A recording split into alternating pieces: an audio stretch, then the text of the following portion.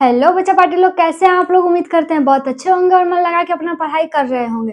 तो आपकी जानकारी के लिए आपको बता दें कि ये क्लास 12 का 30 डे का सीरीज चल रहा है, जो कि आज डे 3 है, जिसमें से पार्ट 1 हम लोग पढ़ चुके हैं। अगर आपने नहीं देखा तो अभी जाकर देख ले, डिस्क्रिप्शन में लिंक दिया हुआ है। और चैनल पे नए हैं तो अभी सब्सक्राइब जरूर कर ले। तो आइए आज देखते हैं हम लोग राजा, किसान और नगर का जो पार्ट 2 है, उसमें आज ये चैप्टर पूरी तरह से खत्म हो जाएगी। और जो इस चैप्टर में इंपॉर्टेंट टॉपिक है, जो आपके एग्जाम में आने की संभावनाएं हैं, उसी टॉपिक को सिर्फ हम कवर कर रहे हैं। तो यहाँ पे देखिए, आज हम लोग पढ़ेंगे मौर्य साम्राज्य के बारे में।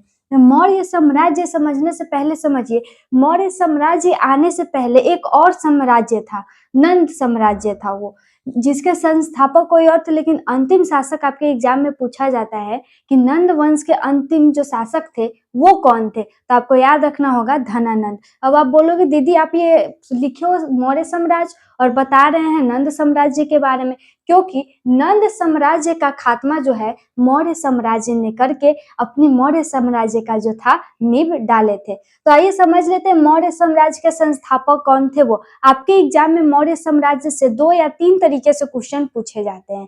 पहला तो आपसे ये पूछा जाएगा कि चंद्रगुप्त मौर्य की जीवनी के बारे में लिखिए। दूसरा क्वेश्चन आपसे ये पूछा जाता है कि चंद्रगुप्त मौर्य की जो उपलब्धियां थी उसको लिखिए। और तीसरा क्वेश्चन अगर ये दोनों नहीं आएगा तो आपसे दोनों को मिलाकर पूछा जाता है चंद्रगुप्त मौर्य की जीवनी तथा उपलब्धियां दोनों का वर्णन करें। तो आइए आज वही देखते हैं। मौर्य साम्राज्य के जो संस्थापक थे उनका नाम था चंद्रगुप्त मौर्य, और इन्होंने लगभग कब से कब तक शासन किया, तो 321 से 297 ईसा पूर्व तक। अगर आपको ईसा पूर्व समझ में नहीं आता आप कमेंट कीजिएगा, नेक्स्ट वीडियो में उस पर लेकर जरूर आऊंगी।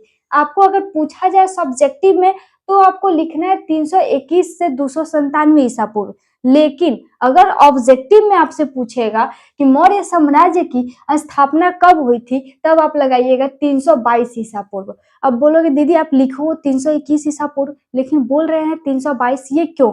क्योंकि इसकी स्थापना तो हुई लेकिन 321 जस्ट खत्म होने वाला था, 322 ईसा पूर्व आने वाली थी तब हुआ था। इसीलिए ऑब्जेक्टिव में पूछे तो आपको टिक करके आना है 322 ईसा पूर्व, लेकिन सब्जेक्टिव में पूछे तो आपको टिक करके आना है 321 ईसा पूर्व। यहाँ तक क्लियर है? एक बार फिर से समझिए, मौर्य साम्राज्य के संस्थापक कौन थे? तो चंद्रगुप्त मौर्य। कब किए? तो 321 ईसा पूर्व तक। और कब तक ये साम्राज्य चला था? तो 297 ईसा पूर्व तक। होप करती हूँ यहाँ आपको कोई दिक्कत नहीं हुआ होगा। अब इनकी जीवनी के बारे में पढ़ते हैं कि इनका जन्म कब हुआ, इनको कैसी शिक्षा मिली, कौन इनके गुरु थे जो इनको इतना सुयोग्य बनाए, उनके बारे में। क्योंकि आपके एग्जाम में यहाँ से 3 से 4 बार अभी तक 5 नंबर में ये क्वेश्चन पूछ चुका है। तो ध्यान से देखिए, स्किप कीजिएगा तो आप ही को पछताना पड़ेगा। तो यहाँ पे देखिए लिखा हुआ है जन्म और प्रारंभिक जीवन, यानी कि जब चंद्रगुप्त मौर्य जी का जन्म हुआ। और एक बात और, आप बोलोगे दीदी इसमें इनके माता पिता का चर्चा क्यों नहीं किया गया है? तो क्योंकि आपके एग्जाम में इनके माता पिता के बारे में नहीं पूछा जाता। इस एग्जाम में बस पूछा जाएगा कि कौटिल्य यानी कि जो चाणक्य जी थे उनकी क्या इनमें उपलब्धियां थी, या चंद्रगुप्त मौर्य अपने साम्राज्य का कैसे विस्तार किए थे, किस प्रकार किए थे वो। तो उसी को समझते हैं यहाँ। लिखा है चंद्रगुप्त मौर्य का जन्म लगभग 340 ईसा पूर्व में हुआ। ये आपका ऑब्जेक्टिव बन सकता है कि चंद्रगुप्त मौर्य का जन्म कब हुआ था। तो अनुमान लगाया जाता, अभी एक्यूरेट किसी को पता नहीं है, अनुमान लगाया जाता है क्या कि लगभग 340 ईसा पूर्व में चंद्रगुप्त मौर्य जी का जन्म हुआ था। ठीक है। उसके बाद इनका प्रारंभिक जो जीवन था, यानी कि जब ये छोटे थे, बच्चे थे, तो उस समय इनका जो जीवनी था, इनका जो पूरा जीवन बीता था बचपन का, वो भिन्न भिन्न ग्रंथ में, भिन्न भिन्न किताबों में अलग अलग तरीके से दिया गया है। इसीलिए उसका वर्णन छोटा सा लाइन में आप नहीं कर सकते। इसीलिए यहाँ पे लिखा हुआ है जीवन के बारे में विवरण विभिन्न है, यानी कि उनका जो जीवन है किसी किताब में कुछ लिखा है, किसी किताब में कुछ लिखा है। ठीक है। किंतु कौटिल्य यानी कि चाणक्य जी, आपको पता होना चाहिए, आपसे ये पूछता है ऑब्जेक्टिव में कि कौटिल्य जी का दूसरा नाम क्या था। तो आपको याद रखना पड़ेगा चाणक्य और विष्णुगुप्त, उनके 3 नाम थे चाणक्य जी का। एक तो चाणक्य, दूसरा कौटिल्य और तीसरा विष्णुगुप्त। ये ध्यान में रखिएगा। उसके बाद यहाँ देखिए, और उनके यहाँ पे क्या था, कौटिल्य चाणक्य से मिले और उनके संरक्षण में राजनीतिक और सैन्य कौशल सीखा। यहाँ से क्या क्या क्वेश्चन बनेगा वो ध्यान से देखिए। सबसे पहले आपसे बनेगा क्वेश्चन कि चंद्रगुप्त मौर्य जी के राजनीतिक गुरु कौन थे, तो आपको याद रखना पड़ेगा कौटिल्य। कौन थे बाबू? कौटिल्य। ठीक है। दूसरा क्वेश्चन ये बनेगा कि चंद्रगुप्त मौर्य के जो गुरु थे कौटिल्य, उनका दूसरा नाम क्या था, तो आपको याद रखना होगा चाणक्य या विष्णुगुप्त। ठीक है। यहाँ से मेन जो टॉपिक था वो मैंने आपको बता दिया। इसके बारे में थोड़ी कहानी आप सुनिए। जो चाणक्य जी थे वो तक्षशिला एक विश्वविद्यालय के बहुत बड़े गुरु थे। जब उनको पता चला कि बाहरी जो लोग हैं यूनानी, ठीक है, वो हमारे इंडिया में, हमारे बिहार में, हमारे जो मगध है, मगध के अंदर आकर कुछ षड्यंत्र कर रहे हैं, तो चाणक्य जी को जब इस बारे में भनक लगी थी तो उन्होंने सोचा क्या कि क्यों न इस बारे में मैं जाकर, जो वहां के शासक है, उस समय नंद वंश के साम्राज्य चल रहा था और नंद वंश के अंतिम शासक धनानंद शासन कर रहे थे। और धनानंद जी एक बहुत ही योग्य थे, लेकिन उनमें एक खराबी ये थी कि वो नर्तकी जो होते हैं, लड़की सब जो होते हैं, उनके पीछे ज्यादा रहते थे। तो जब ये चाणक्य जी पहुंचे उनके महल में, ठीक है, तो उस महल में उस समय जो धनानंद जी थे, क्या धनानंद, वो अपना समारोह कर रहे थे। और उस समारोह में क्या था, जितने भी स्त्रियां थी, लड़कियां थी, नर्तकी थी, वो नाच गाना कर रहे थे। और धनानंद मदिरा पीकर, मदिरा का मतलब होता है क्या, शराब, शराब पीकर एकदम मग्न होकर स्त्रियों के साथ अपना हिल मिल रहे थे। तो उसी टाइम पहुंचे थे कौन, कौटिल्य जी यानी कि चाणक्य जी। और उन्होंने उनसे बात करने की प्रयास किए, लेकिन उनकी बात सुने बिना उनकी क्या बेइज्जती कर दी गई। क्यों बेइज्जती कर दी? क्योंकि वो शकल से थोड़े कुरूप थे, दिखने में अच्छे खासे नहीं थे, एक चोटी बांधे हुए थे और सांवले से थोड़े थे, इसी के कारण। तो यही से क्या हुआ कि चाणक्य जी जो थे उन्होंने प्रण किया कि जिस तरह से हमारा जो अपमान किया गया है, इसका बदला एक दिन हम जरूर लेंगे और तुम्हारा जो क्या नंद वंश का शासक है उसको हम समाप्त कर देंगे। इसीलिए उन्होंने एक बच्चे को चुना जिसका नाम था चंद्रगुप्त मौर्य, और उनको अपना शिष्य बनाकर उनको सैनिक यानी कि युद्ध की कला की कुशलता दी। उसके बाद जो होता है राजनीति कैसे की जाती है वो सब सिखाकर एक कुशल युवा बनाकर तैयार किए। उसके बाद क्या किए कि नंद वंश का जो साम्राज्य था उन पे चढ़ाई किए, और चढ़ाई करने के बाद अंततः क्या हुआ, नंद वंश की खात्मा हो गया, नंद वंश समाप्त हो गए। और चंद्रगुप्त मौर्य ने क्या किया, अपने मौर्य साम्राज्य की नींव डाली। तो होप करती हूँ ये मौर्य साम्राज्य क्या था नहीं था। देखिए मौर्य साम्राज्य इतना छोटा कहानी नहीं, ये बहुत लंबा कहानी है, लेकिन आपके एग्जाम में जितना आने की संभावना है मैं बस उतना ही आपको बता रही हूँ। ठीक है।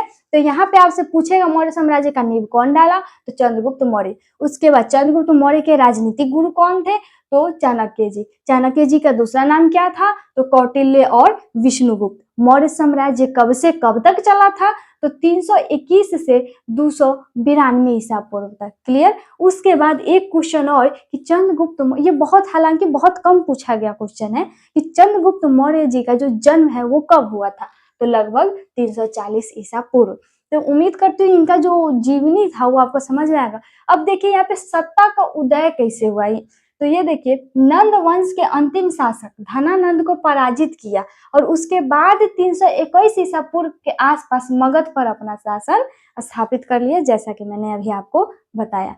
उसके बाद यहाँ देखिए यूनानी प्रभाव और विवाह। जब चंद्रगुप्त मौर्य राजा बनकर सिंहासन पर बैठ गए उसके बाद उनकी शादी हुई, और उस शादी में भी यूनानियों का क्या हस्तांतरण था, उनका क्या उसमें था वो देखिए। यहाँ पे है क्या कि सेल्यूकस निकेटर से, एक सेल्यूकस निकेटर भी अच्छे यूनानी के थे शासक, उन्होंने क्या किया, अपने सिकंदर सेनापति के साथ युद्ध के लिए भेज दिए। अब जब चंद्रगुप्त मौर्य के साथ उस दोनों का युद्ध हुआ तो अंततः जीत चंद्रगुप्त मौर्य की हुई, लेकिन चंद्रगुप्त मौर्य उन पे शासन करने की बजाय उनकी जो एक पुत्री थी बहुत ही सुंदर थी, हेलेना नाम की, उस हेलेना नाम से क्या की, इन्होंने सोचा कि अगर मैं इससे विवाह कर लूं तो विवाह करने से इनको दो लाभ होगा। एक तो वो स्त्री बहुत सुंदर थी और दूसरा लाभ ये हुआ कि उनका जो साम्राज्य था वो भी बहुत शक्तिशाली था, और जब दो साम्राज्य आपस में मिलते हैं तो महासाम्राज्य का निर्माण हो जाता है। तो इसीलिए उन्होंने शादी का प्रस्ताव रखा। अंततः क्या हुआ, उनकी बेटी हेलेना से चंद्रगुप्त मौर्य की विवाह हो गए, और विवाह होने के बाद क्या हुआ कि उनको एक बहुत सारे हाथी मिली उसके बाद में बहुत सारे सैनिक मिले, इससे क्या हुआ, उनका जो साम्राज्य था और मजबूत हो गया। उसके बाद अंतिम वर्ष में यानी कि जब चंद्रगुप्त मौर्य राजा बन गए, सब सुख सुविधा, युद्ध सब कुछ लड़ लिए, अंत में आए उनके मरने का समय, मृत्यु कैसे हुई उनकी, ये आपसे पूछ सकता है कि चंद्रगुप्त मौर्य की मृत्यु कैसे हुई। तो चंद्रगुप्त मौर्य की मृत्यु युद्ध में नहीं हुई है। कैसे हुई आज वो समझिए। जैन परंपरा के, अब जैन परंपरा क्या होता है, तो जैन परंपरा भी एक धर्म है, जो उसमें क्या हुआ, अनुसार अपने अंतिम वर्षों में जैन मुनि के बाहुभद्र के साथ, आपसे पूछेगा किसके साथ चंद्रगुप्त मौर्य मृत्यु को गए थे, तो जैन मुनि बाहुभद्र के साथ, ठीक है, दक्षिण भारत में चले गए और संलेखना द्वारा अपने प्राण का त्याग कर दिया। आपसे ऑब्जेक्टिव में पूछा है, हजारों बार ये क्वेश्चन पूछ चुका है कि चंद्रगुप्त की मृत्यु किस विधि द्वारा किया गया था, तो संलेखना। अब बोलोगे दीदी संलेखना क्या होता है, संलेखना का मतलब हुआ कुछ अन्न जल सब त्याग देना, बस तपस्या करना, आराधना करना, इसी को बोलते हैं संलेखन, यानी कि भूखे रहकर अपने प्राण को त्याग देना, अन्न जल के अभाव में अपने प्राण को त्याग देना ही क्या कहलाता है, संलेखना विधि। तो उम्मीद करती हूँ चंद्रगुप्त मौर्य का जो जीवनी थी आपको अच्छा से समझ में आया होगा। अब हम लोग देख लेते हैं चंद्रगुप्त मौर्य की जो उपलब्धियां थी वो, और बार में मैं बोल रही हूँ कि मैं वही पढ़ा रही हूँ आपको जो आपके एग्जाम में आने की संभावना है। उपलब्धियां का मतलब क्या होता है वो समझिए। उपलब्धियां का मतलब वो चंद्रगुप्त मौर्य ने अपने काल में क्या क्या किए थे उसको बोलते हैं उपलब्धियां। तो पहला समझते हैं, उन्होंने सबसे पहला काम तो यही किया कि उन्होंने मौर्य साम्राज्य की स्थापना कर दी। सबसे पहली उपलब्धि इनकी यही थी कि इन्होंने मौर्य साम्राज्य की स्थापना की। देखिए, भारत के अधिकांश हिस्से को एकजुट कर विशाल और शक्तिशाली साम्राज्य बनाया और राजनीति एकता भी प्राप्त की। कहने का मतलब इन्होंने, इनकी सबसे बड़ी उपलब्धि थी मौर्य साम्राज्य की क्या स्थापना, और उसमें भी इन्होंने क्या किया, भारत के अधिक आधा से ज्यादा क्षेत्रों पे इन्होंने अपना मतलब राज्य स्थापित कर एकजुट कर एक राजनीतिक नींव भी डाल दी थी। दूसरा था यहाँ पे प्रशासनिक सुधार। प्रशासनिक सुधार का मतलब वहां का जो प्रशासन था, वहां का जो शासन था पहले का धनानंद के टाइम में, उन सब को हटाकर उन्होंने अपना शासन, अपना नियम, अपना कानून अच्छे वाला बनाया। तो ये एक मजबूत और केंद्रीकृत प्रशासन मतलब है विकास विकसित की। तो वही यहाँ पे एक मजबूत और केंद्रीकृत प्रशासन प्रणाली विकसित की। दूसरी उपलब्धि इनकी हुई क्या, प्रशासनिक सुधार। और मैंने जैसे लिखा है यहाँ पे देखिए, ब्लू ब्लैक करके, आपको भी अपने एग्जाम में दो कलम से ही लिखना है। आपके एग्जाम में साफ तौर पे लिखा रहता है, ब्लू का भी आप उपयोग कर सकते हो और ब्लैक का भी उपयोग कर सकते हो। तो जिस चीज को मैंने ब्लू से लिखा है उसको आप ब्लैक से लिखना, और जिसको मैंने ब्लैक से लिखा है उसको आप ब्लू से लिखना। नंबर बिल्कुल नहीं कटेगा, भरोसा रखिए। तो यहाँ पे देखिए तीसरा है आर्थिक विकास। आर्थिक विकास यानी कि पैसे के मामले का जो विकास होता है वो। कृषि, उद्योग, वाणिज्य और व्यापार को बढ़ावा दिया। अकाल से निपटने के लिए खाद्यान्न का केंद्रीय भंडार बनवा दिया। देखिए इस समय का शासन प्रणाली कितना अच्छा था। सबसे पहले तो इन्होंने कृषि यानी कि खेती बाड़ी, वाणिज्य, व्यापार ये सब करने को बढ़ावा दिया कि आप कृषि करो, वाणिज्य करो, व्यापार करो, ये सबको बढ़ावा दिया।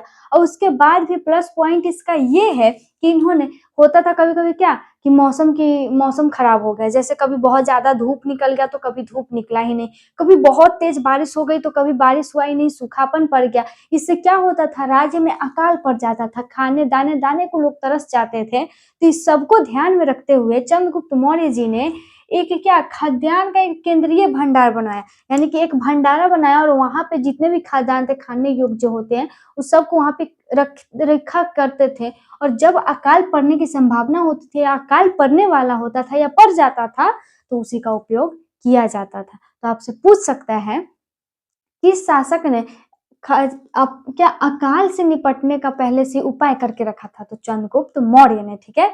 उसका ध्यान देखिए, अर्थशास्त्र और इंडिका, ये आपके एग्जाम में इस बार आएगा, ये लिख के ले लो, ये ऑब्जेक्टिव में आएगा। सब्जेक्टिव का कम चांस है, लेकिन ये जो है ना अर्थशास्त्र और इंडिका, ये ऑब्जेक्टिव में आएगा। कैसे आएगा, सबसे पहले पूछेगा आपसे कि अर्थशास्त्र जो पुस्तक है उनके लेखक कौन है, तो आप याद रखिएगा चाणक्य, जो इनके राजनीतिक गुरु थे चाणक्य, जिनका कौटिल्य नाम है, विष्णुगुप्त नाम है, उन्हीं को बोल रहे हैं। तो अर्थशास्त्र के लेखक कौन है, चाणक्य जी। और इंडिका के लेखक कौन है? तो ये बाहर से एक विदेशी यात्री आए थे भारत का भ्रमण करने, और भारत के भ्रमण करने और किनके काल में आए थे? तो चंद्रगुप्त मौर्य के काल में। तो उसी टाइम इन्होंने अपना एक पुस्तक लिखा और पुस्तक का नाम रख दिया इंडिया से निकला इंडिका। उस पुस्तक का नाम रख दिया क्या? इंडिका। तो आपसे पूछेगा कि इंडिका के लेखक कौन है? तो मेगास्थनीज। क्लियर? देखो, कौटिल्य के अर्थशास्त्र यानी कि कौटिल्य यानी कि चाणक्य जी ने जो अर्थशास्त्र लिखा उनका, और मेगास्थनीज की पुस्तक इंडिका, और जिन मेगास्थनीज जिस जो पुस्तक को लिखा इंडिका से उनके प्रशासन यानी कि उनका जो उस समय शासन चलता था किस प्रकार का चलता था, वहाँ का अर्थव्यवस्था क्या था, वहाँ का समाज कैसे थी, उस सब के बारे में जानकारी मिलती है। कहाँ से? तो अर्थशास्त्र से और इंडिका से। क्लियर? उसके बाद यहाँ पे देखिए एक लिखा लोक कल्याणकारी राज्य। ये चंद्रगुप्त मौर्य के समय का इतना अच्छा शासन काल था ना कि यहाँ पे प्रजा पर भी ध्यान दिया जाता था कि प्रजा को किस प्रकार की मतलब हानियां पहुंच रही है, किस प्रकार की समस्याएं हैं, सब पे। तो वही लोक कल्याणकारी राज्य का भी इन्होंने स्थापना किया। उनका शासन लोक कल्याणकारी राज्य का आदर्श था, यानी कि उनका शासन में सबसे बड़ा था कि लोगों का कल्याण करना। ठीक है? जहां प्रजा का आदर्श था, जहां प्रजा को शांति और समृद्धि प्रदान करने पर जोर दिया जाता था, यानी कि इनकी हमेशा यही प्रयास रहती थी कि हमारे जो प्रजा है, हमारे अंडर में जितने भी लोग हैं, उन सबको मैं शांति दे पाऊं, समृद्धि दे पाऊं, अगर कोई भी समस्या है तो उस समस्या को दूर कर पाऊं। तो ये आपके एग्जाम में अगर पूछेगा तो पूछेगा चंद्रगुप्त मौर्य के शासनकाल की उपलब्धियां बताएं, तो आप इतना लिखकर आ जाना। अब देखते हैं आगे अशोक के बारे में। देखिए इसमें बहुत सारे शासन का जन्म हुआ, इनके पुत्र हुए, फिर उनके पुत्र हुए, हमको उतना नहीं पढ़ना। क्यों? क्योंकि आपके एग्जाम में जिस टॉपिक से आने वाली है सिर्फ हम आपको वही पढ़ा रहे हैं, इसलिए चैनल पे अभी नए हैं तो अभी के अभी सब्सक्राइब जरूर करें। देखते हैं अब आगे।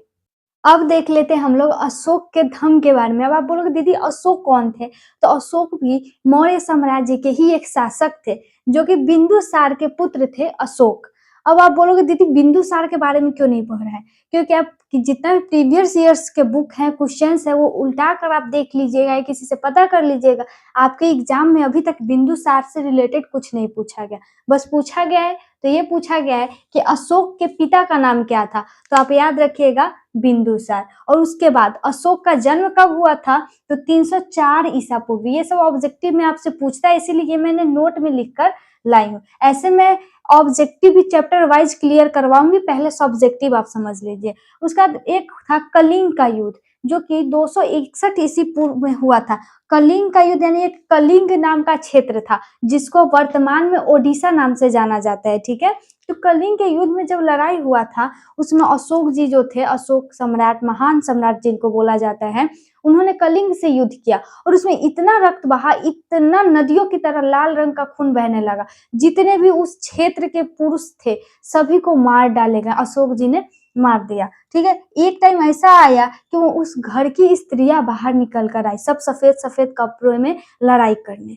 तो वहां पे अशोक, महान अशोक सम्राट ने देखा तो उनका हृदय परिवर्तन हो गया कि कितना मैं क्रूर हूँ जो सबको एकदम खून की नदियां बहा दी। किसी का मतलब विधवा हो गई, किसी की बेटा चला गया, किसी का भाई चला गया। इस तरह से उन्होंने जब कलिंग का युद्ध, उनका सबसे लास्ट युद्ध यही था कलिंग का युद्ध, उसके बाद इनका हृदय परिवर्तन हो गया।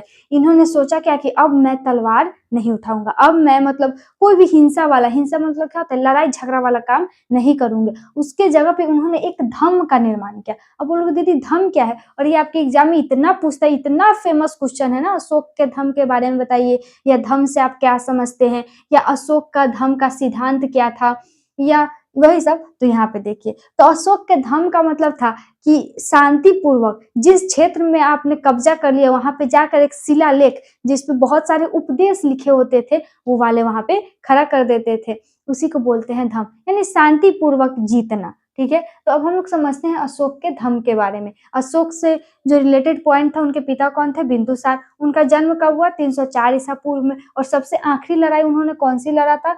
तो कलिंग का युद्ध 261 ईस्वी में। उसके बाद इनका हृदय परिवर्तन कब हुआ? तो कलिंग के युद्ध के बाद 261 ईस्वी में।